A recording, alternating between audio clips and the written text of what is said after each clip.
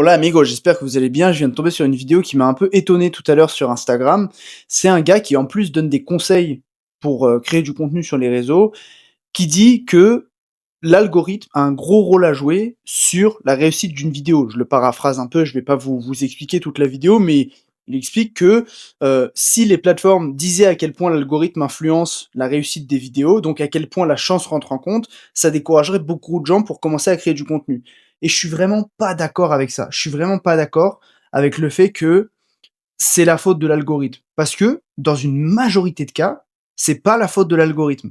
Beaucoup de gens se cachent derrière cette excuse, donc déjà, le problème de cette excuse, c'est qu'elle déresponsabilise beaucoup les gens.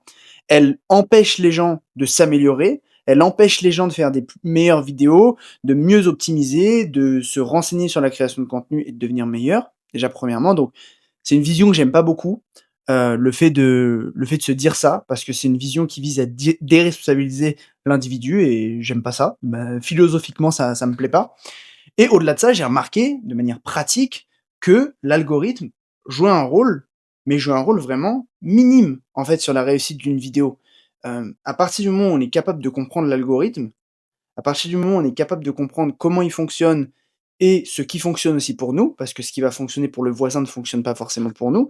Il m'est déjà arrivé moi de vouloir reprendre une miniature de quelqu'un et reprendre les codes et ça n'a pas fonctionné pour moi parce que ça arrive, voilà, que pour une personne ça fonctionne, pour l'autre non. Il faut l'apprendre aussi ça, ce qui fonctionne pour nous. Mais une fois qu'on a réussi à comprendre ça, je suis persuadé que on peut viser juste à chaque fois. Il y avait, j'avais écouté un podcast du Précepteur, donc chaîne de philosophie, il y a 3 ans, 2-3 ans, ça fait plusieurs années, c'était sur le hasard.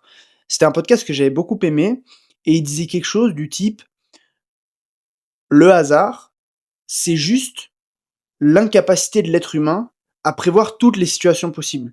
Parce que, en termes mathématiques, si on était des machines, on pourrait prévoir absolument toute l'infinité de possibilités qui arrivent. Si on était capable de comprendre absolument toutes les couches de l'algo, il y aurait pas de hasard. Donc il y a pas de chance dans l'algorithme en fait. Il y a pas de chance, il y a juste une manière de, de jouer avec les règles du jeu, tout simplement. Maintenant, j'ai fait un petit schéma que je vais vous montrer. Voilà mon schéma. Ça rappelle une belle époque où je faisais des vidéos, avec des dessins. Donc en gros, ça, c'est l'intervalle de vues que peut faire une de vos vidéos YouTube. Donc là, il y a beaucoup de vues et là, il y a pas beaucoup de vues. Et en fait, si vous voulez, 90 de vos vidéos, elles vont se trouver ici. C'est-à-dire dans l'intervalle, soit le tiers haut, soit le tiers bas, soit la moyenne, quoi. Et le truc, c'est que quand on se situe là, dans le top, ça s'appelle une vidéo qui a percé, donc qui a explosé, dans l'algorithme. Et là, le flop, c'est une vidéo qui malheureusement a beaucoup moins marché que d'habitude. Et moi, je suis prêt à admettre que dans ces extrêmes-là, il y a une certaine part de chance et de malchance. Mais ces extrêmes-là, c'est à peine 10 du temps. Donc 90 du temps, si vous vous appliquez à avoir une très bonne qualité et une bonne optimisation de vos vidéos, elles se situeront plus ou moins haut dans cet intervalle-là. Et en fait, plus vous allez situer votre vidéo proche de cet extrême-là, plus vous allez lui laisser la chance d'exploser dans l'algo.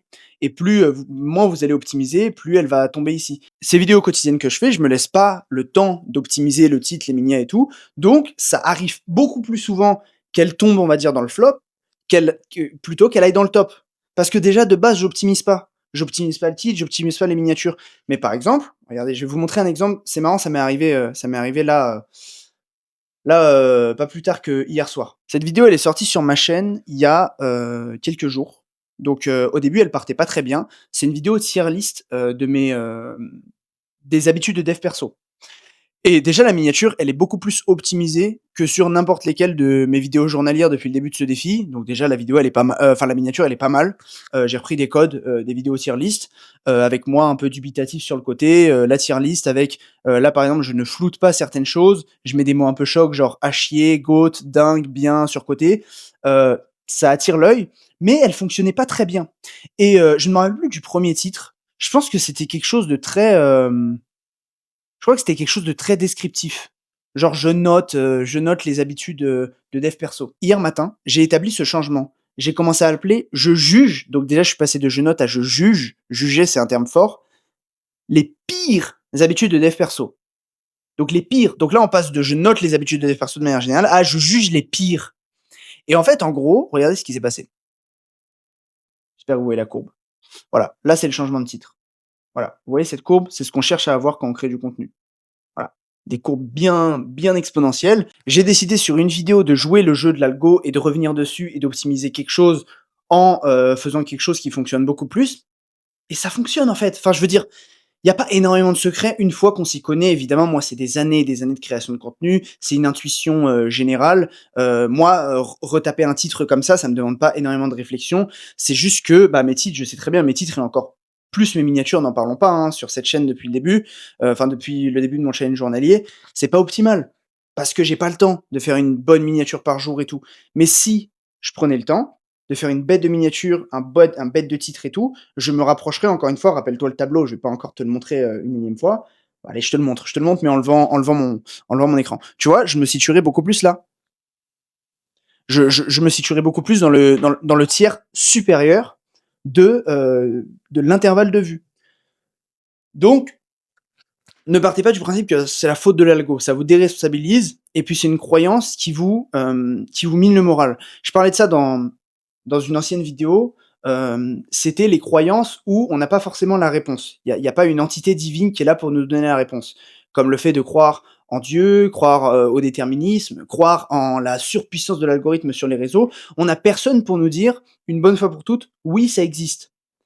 Et face à ça, la seule chose qu'on peut faire, c'est utiliser la croyance qui nous est le plus utile dans la vie. Qu'est-ce que tu penses qui est le plus utile dans ta vie de créateur? C'est te dire que ah là là, tout est de la faute de l'algo et de toute manière, je vais jeter des spaghettis sur un mur jusqu'à ce qu'il y en ait une qui colle et que ça fonctionne et ça va être la vidéo qui va péter et ça va me faire des vues.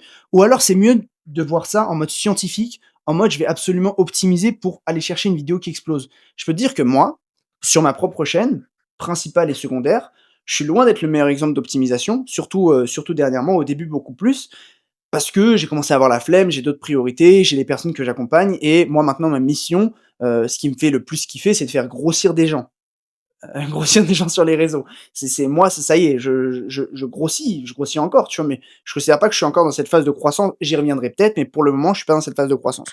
Donc du coup, je suis pas le mec qui optimise le plus. Je connais des mecs qui optimisent 10 fois plus que moi et je peux te dire que ces gars-là, ils font péter n'importe quelle chaîne, n'importe quel compte Instagram. Ils ont ils ont cette vision, ils prennent le temps. En fait, c'est vraiment des gars qui, en général, sont, matrixés par les analytics, par les metrics. Tu vois, il y a un tableau de bord sur YouTube où tu peux voir, tu vois, toutes tes données analytiques et tu vois, là, je te le montre, hein. Tu vois, tu peux voir tout ça et tu as plein de détails, en fait. Et en fait, c'est des mecs matrixés qui regardent en permanence tous les détails. En fait, dis-toi que sur une vidéo YouTube, tu peux regarder, quand est-ce que les gens ont quitté la vidéo, pourquoi ils ont quitté, enfin, tu peux tirer des conclusions et tout. Et si tu tires les bonnes conclusions, tu vas faire des vues. Si tu tires les bonnes conclusions, tu vas avoir des nouveaux abonnés et tu vas grossir. Et c'est pour ça que 90% de tes vidéos, c'est la qualité que tu vas y mettre et l'optimisation. J'ai écrit là, évidemment très mal comme d'habitude, mais plus tu vas mettre de la qualité dans tes vidéos et plus tu vas optimiser, plus tu vas te rapprocher du tiers supérieur et potentiellement te permettre de créer, grâce à cette petite flamme en plus, cette petite chance que l'algo va t'offrir, ça va te permettre de rentrer dans le top. Sur Instagram, il y a une fonctionnalité qui est exceptionnelle qui s'appelle les réels d'essai. Les réels d'essai, en fait, ça te permet d'essayer des réels. Donc, en gros, tu as un réel avec plusieurs accroches au début de la vidéo. Plusieurs accroches, et en fait, tu vas tester 3 accroches, et tu vas publier les 3, et tu vas voir lequel marche le mieux. Et une fois que tu as trouvé celui qui marche le mieux, le gagnant, tu vas le publier en officiel. L'avantage de ces réels d'essai, c'est que c'est proposé à tout le monde, sauf à ton audience. Donc en fait, tu peux en tester plein sans spammer en fait ton audience. Parce que c'est par définition proposé à des gens qui n'ont jamais encore vu le réel. Et ça, c'est génial aussi pour grossir, parce que un réel qui a bien marché, tu peux continuer à le republier pour toucher une nouvelle audience. Parenthèse fermée, à un moment, ce que j'ai essayé de faire avec moi et avec des gars que j'accompagnais, c'était de prendre 5 réels qui avaient déjà été publiés en officiel et de les publier en réel d'essai, pardon. Devine ce qui s'est passé. Exactement les mêmes tendances se sont dessinées. C'est-à-dire que le réel qui avait le mieux marché en public, il remarchait toujours le mieux en réel d'essai. Le 5e dans la liste, c'est-à-dire celui qui avait le moins bien marché, il marchait toujours moins bien en réel d'essai. Et d'ailleurs, il y a ce réel sur Instagram que j'ai fait, qui a fait quasiment 500 000 vues, que j'ai remis plein de fois en réel d'essai, et à chaque fois, il a archi bien marché. Alors non, il a pas fait à chaque fois 500 000 vues, parce que pour moi, c'est justement là où on rentre dans le petit pourcentage de chance, la petite flamme, tu vois? Le petit truc où le réel va exploser et il va faire des centaines de milliers, voire des millions de vues. C'est là qu'on rentre dans ce petit, pourcentage de chance. Mais le réel, il est bien, donc à chaque fois que je le republie en réel d'essai, il marche mieux que la moyenne de mes réels d'essai. Parce qu'il est bien, parce que le hook est bien, parce qu'il y a un truc dans ce réel qui fait que les gens, accrochent au réel, tu vois? Donc la meilleure chose que tu puisses faire, toi, c'est de mettre toutes les chances de ton côté avant de publier une vidéo. C'est d'optimiser. Sur YouTube, par exemple, ça va être titre miniature. Sur Instagram et TikTok, ça va être les accroches, beaucoup les accroches. Ça va être aussi à quel point tu vas garder les gens toute la vidéo pour qu'il reste tes 1 minute de vidéo ou tes 1 minute 30 ou que sais-je. Donc selon les plateformes, tu as plusieurs codes et c'est à toi de comprendre ces codes pour te placer dans ce tiers supérieur. Mais je suis vraiment un partisan euh, de la team de ceux qui disent il n'y a pas de secret, il y a pas un méchant algorithme en fait. Il y a pas un méchant algorithme qui veut absolument te bannir, qui veut absolument te faire du mal. Et d'ailleurs, si jamais, tu cherchais à te faire accompagner par quelqu'un, d'ailleurs, si tu veux te faire accompagner par moi, premier lien en description.